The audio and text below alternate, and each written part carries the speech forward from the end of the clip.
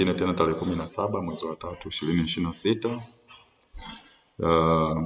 Usisahau kucomment na kusubscribe kwenye channel yangu. Ni Football Prediction TZ anakuletea mechi kabambe kabisa za tarehe ya leo hii, mechi 8.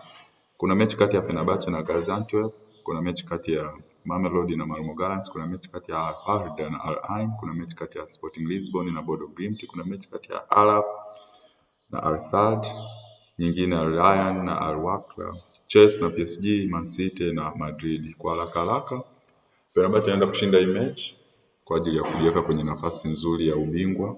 Ukiangalia kwenye table hapa anaongozwa na Galatasaray, lakini mechi kati ya Mamelodi na Malmo Gallants,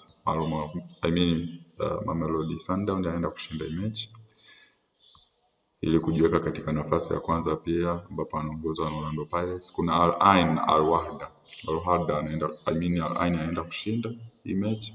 Sporting Lisbon na Bodo Glimt atapata goli moja leo ambayo inauzia 1.4. Al Ahly na Al Sadd ataenda kushinda hii mechi ya leo.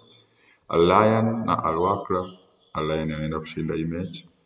Chelsea na PSG anaenda kupata goli moja au zaidi over 0.5 ambayo ina odds ya 1.4. Manchester City pamoja na Real Madrid anaenda kupata goli moja au zaidi ambayo ina odds ya 1.4 pia.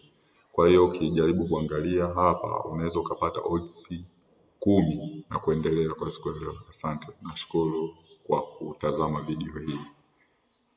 Football Predictions TZ.